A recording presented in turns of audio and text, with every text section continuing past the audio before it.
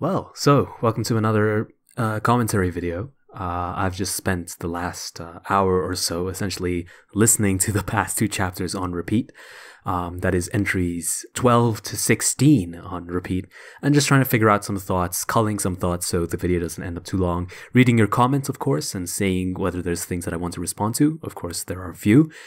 And also just, spending some time trying to think about what Dio's philosophies are. And, every time I do one of these commentaries, it feels like I have to sort of sit myself in Dio's position and say, well, what does he believe? And why does Nissio Isin, write him in the way that he does, with the behaviors and the thoughts that he does?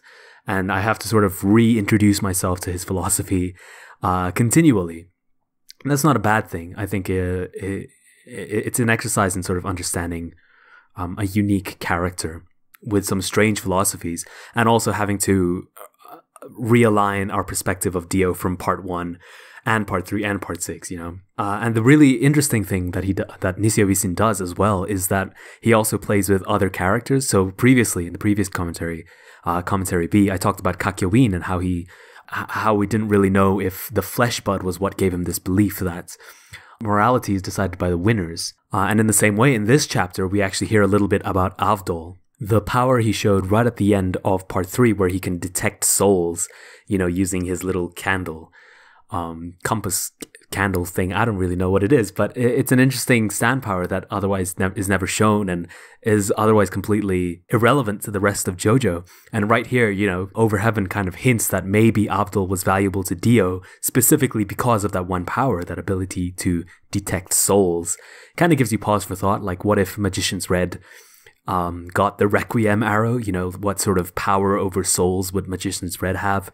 Maybe that's sort of stretching it a little bit, though. Anyway, before we get into the analysis proper, I want to say a couple of things. Mainly that the translations are getting a bit harder to like the original translation from which I'm basing my rewrite is getting a lot harder and harder to sort of parse through.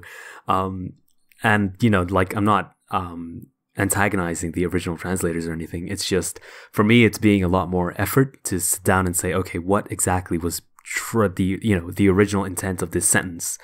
And can I bring it closer or make it more sensible or add some different sense to it so that it's a bit more comprehensible? Or do I have to strip away stuff so it doesn't feel so bloated?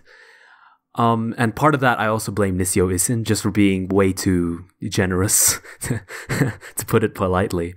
So yeah, it's been a bit of a struggle. And the other really kind of strange thing is, for some reason, there's no art of Jotaro or Iggy or Joseph, which is half the Crusaders. So I don't know why I don't know why Araki decided not to include them as some of the drawings that he did.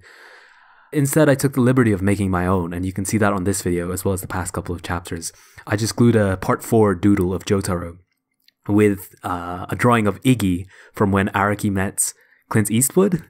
That drawing that he did with that specific pose of Jotaro, he drew Iggy off in the corner and just kind of transplanted that onto the little art that I made. But I don't know why exactly he decided not to draw half of the Crusaders in a book that is about, the Crusaders' journey to end Dio. One of the things I was thinking was maybe these drawings are actually from Dio's perspective, so he can't draw Jotaro nor Joseph nor Iggy because he's never actually met them, And so he's actually drawing only people that he knows, but I thought that was kind of a lame excuse. And besides, just the fact that it's Araki's style makes it so hard to reconcile that. The fact that Dio is an artist of the same caliber as Araki just seems a little bit off to me, especially considering the fact that he was training to be a lawyer when he was a teenager, right?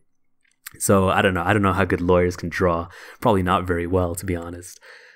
Let's move on to the actual analysis. I wanted to start on something that we also talked about in commentary B, which was we were talking about Dio's mother and how she's sort of graceful and noble and kind, but she's very restrained with regards to action. And I was talking to someone in the comment section about how Holly is very much in the same way, and it makes sense that she is literally named Holy because that sort of conservative Christian aspect that we were talking about, where it's not so much the action that is valuable, but rather the principle and what we believe that ought to be held to the highest regard.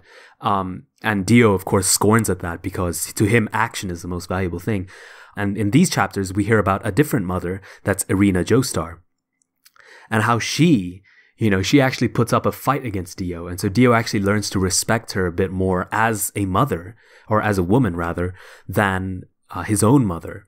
And, we hear a lot about Dio's perspective on mothers over the course of this, mainly because he's talking about the mothers of his own children. But, he's talking about how the best mothers are all cruel and foul and they're just horrible, horrible people. But the idea is they will raise horrible children. And in being horrible children, they will be able to act themselves into the world and they won't have to be reliant on others. That's something that is traditionally the father's role, to make the child independent. And then traditionally, the mother is sort of the one who the child returns to for comfort, right? That's sort of the classic dichotomy between the two parents there. But Dio kind of wants to integrate both of them into the same role, the mother role. And I don't know, you could say a lot of like psychological stuff about why he would feel that way. Yeah, I'm sure you could pick apart like psychological theories that would apply in this particular scenario. I don't really, like push any of those specifically. Someone in the comments mentioned like the Madonna whore complex. I don't think Dio is particularly labeled by that specific complex either. I think rather he's just uncomfortable with the idea of someone teaching a child to be givers constantly, right? To be selfless all the time, because he himself was never really granted that opportunity. And I guess, it's something like he thinks it's unfair that a child ought to be taught that they can be selfless and they can be giving and they can always forgive others, when for him it's sort of like a dog-eat-dog world, or a vampire-eats-man world, I suppose. Someone else in the comments also mentioned Lisa, which I thought was interesting because Lisa is that kind of character. Now, the commenter mentioned Lisa in a sort of derisive way, as in Dio thinks Lisa is not worth mentioning. Not that the commenter thinks bad of Lisa. That the reason Dio is focused on George Joestar II and his relationship to the Joestar bloodline, and Lisa doesn't even come into his accounts of what was relevant in the Joestar bloodline. I think it's because Lisa does sort of fit into that mold of more of a father figure than a mother figure, someone who's a bit more callous and someone who is willing to push her children, out of the nest, so to speak, and is willing to make them independent and is a bit foul in that way, so to speak. So I think the reason, if Dio even knows about Lisa, I think the reason why he's not so concerned about her with regards to the Joestar bloodline is because he doesn't see her as representative of what was potent about the Joestar bloodline, as people who are powerful but also selfless. Of course, we were talking about Holly. I think I'm going to save discussion on Holly for when Dio actually starts talking about her, because he does. But I don't think he does end up talking about Lisa at all. So I think this is a good place to have that discussion. But Holly does have that sort of Joestar tendency where she is entirely a giver. She is completely devoted to others and is very ineffectual. Let's say she doesn't really push her own desires onto her child, Jotaro, which, makes Jotaro sort of like a spoiled boy, I suppose, except Jotaro is very much not your traditional sort of spoilt boy in the least. He's very tough and all that. Which, something else this commenter said, it was quite a long comment, and I encourage long comments, guys, because it just gives me, like a really nice springboard to launch these commentaries off of. Was about this peaceful era that Dio was talking about. Now, I think obviously he's read a lot of books. Obviously, he knows about World War I and World War II, and they were right in the middle of the Cold War, sort of in the later part of the Cold War, but I'm sure he was well caught up with all of that. So I don't think he means peaceful era as in, no one had to ever fight anymore. I think what he meant was that individual people no longer had to struggle intensely in order to survive just a single day in the way that Dio himself had to do in the 1800s. So in that way, it's much more peaceful, right? Now, Jotaro happens to be an exception because he's sort of like a rabble-rouser, a troublemaker. But, as the commenter kind of said, like, Dio was underestimating the Joestars. I don't think that's really the case. I think, rather, knowing that George Joestar died to one of his zombies when Jonathan went through a horde of zombies like a hot knife through butter, I think he must have realized, hang on, maybe people aren't as resourceful or as physically strong as they used to be, and even Jonathan's descendants might have been affected by that multiplier as well, and they might have diminished in their capacity. So, and he says himself, I'm not going to underestimate them. If I could, I'd go myself, but I can't because my body is diminished. But I will exterminate them, and my first attempt is going to be through Noriaki Kakyoin. And we learn later, when Kakyoin is defeated, he's like, okay, I guess this Kujo boy isn't someone I should underestimate after all. Truly part of Jonathan's legacy. Speaking of Jonathan's legacy, I thought it was really interesting, of course, that Dio himself has a legacy. He's trying to create his own children. And I use that word create for a very specific purpose because that's how he describes it as well. It's sort of a mechanical process for him. It's not familial in the least. And so what happens is this sort of age-old rivalry that started, and we heard it in these chapters where, he sees Jonathan as this spoiled, naive boy. He realizes he hates him, This rivalry that spawned from that very moment is actually perpetuating into essentially an endless battle because now not only does Jonathan have his own bloodline, but so does Dio. We see the unfolding story become less about what these two really buff guys fight about on top of a castle, but rather their legacies and what they believe and their philosophies and which one is the more virtuous one, which one is the one that ought to be affected into the world. And we see this in two ways. One is, of course, the independent children that they have. We saw Dio's sons in part 6, the ones that actually took after his nature, let's say, versus Jonathan's bloodline, which we saw with Jotaro and Jolene also in part 6. We saw that battle taking place, but we also see the fact that Dio and Jonathan share the same body. Literally, that battle is taking place within their own body, within that single body. And this is sort of played out again in Giorno, or in theory it is. Giorno, of course, has that malevolent spirit, and he is an agent of action, right? He is the golden wind that provides change to this organization, Passione, that is corrupt and is driven by lies for the sake of power. And Giorno blows that away with his golden wind and institutes a new order, but it's virtuous, but not entirely so. He's still the leader of a gang. And so that tension between, the Jonathan and the Dio aspects of him are played out in that single body, just like in his father before him.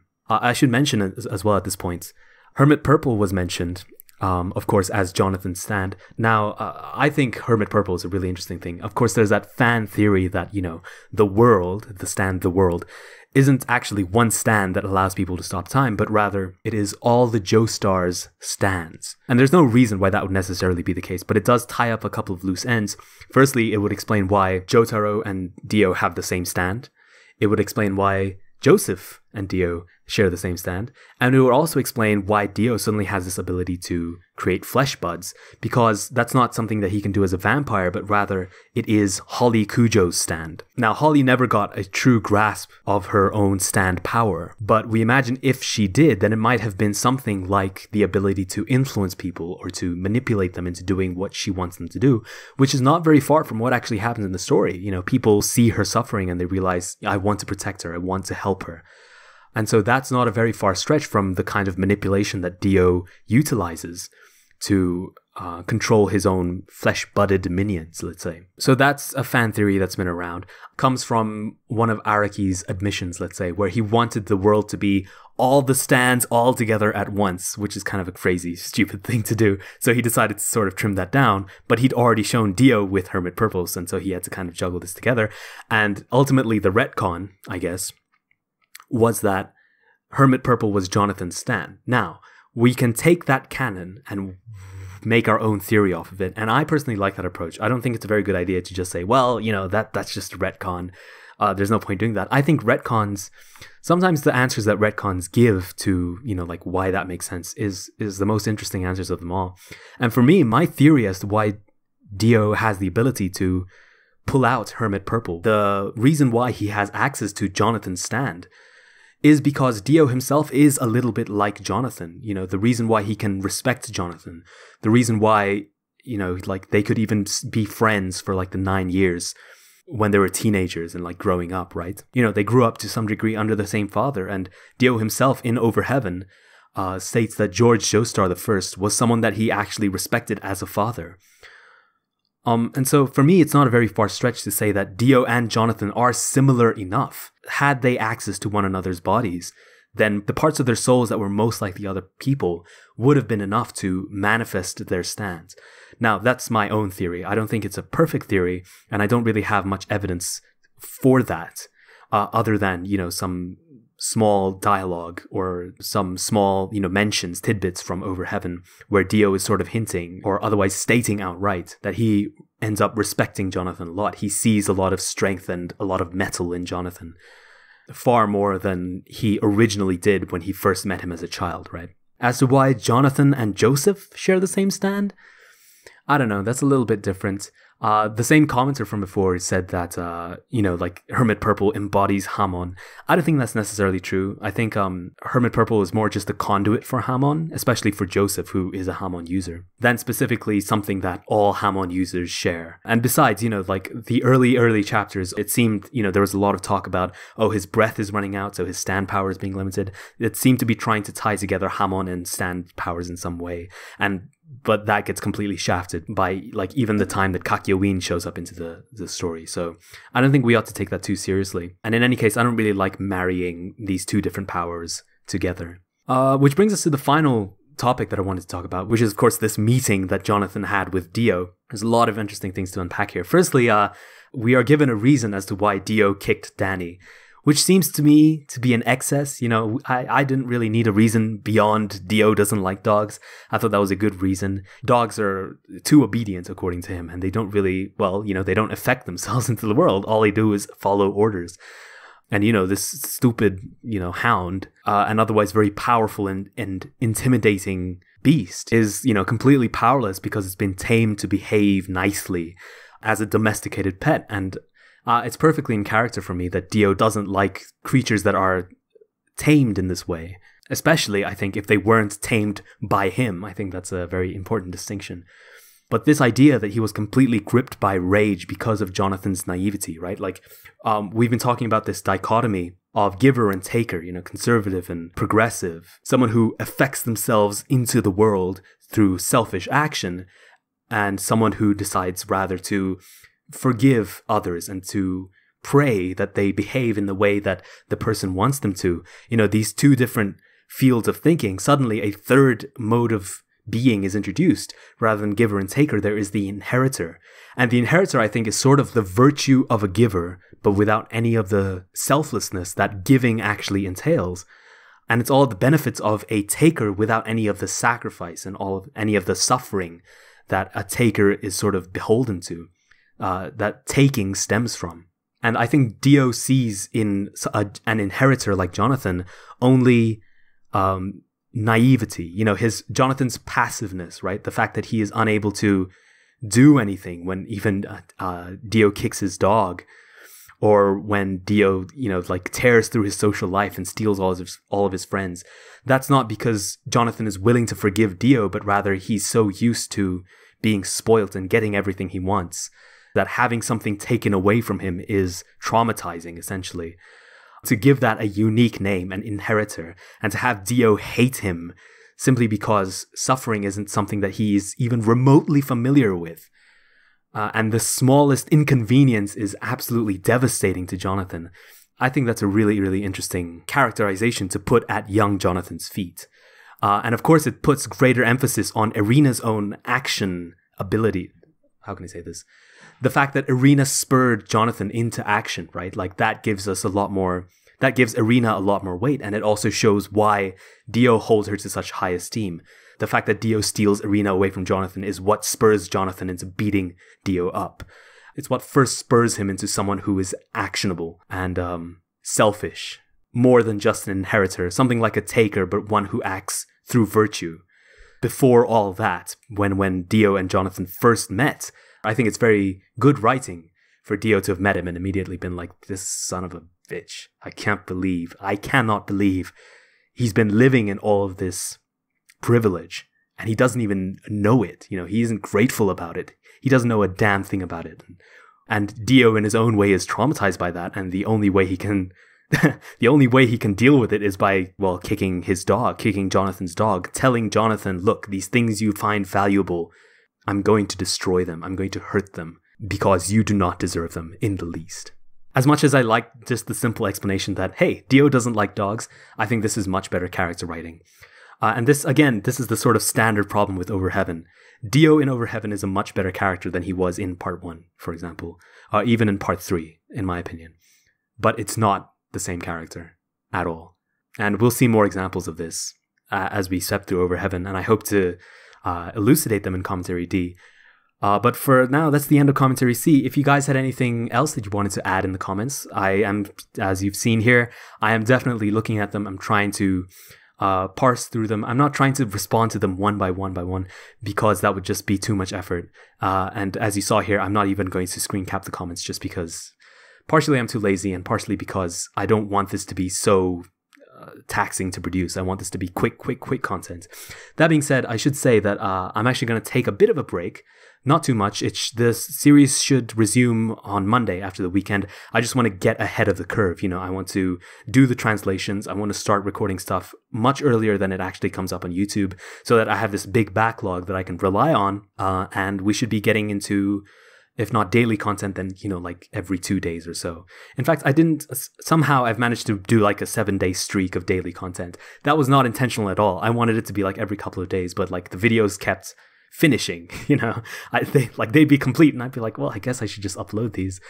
And I'm so, I don't care about scheduling the videos at all. Like once I'm done with them, I just want them to be up on the channel. I want to stop not thinking about them, but I want to stop worrying about them and being anxious about them, being like, oh, will people like it? I just want you guys to see it. And so, yeah, with that said, I guess it's time for you guys to see this video as well. I'd love to hear what you guys thought about these past few chapters, as well as this commentary, and I'll see you around for the next chapter next week. See you guys.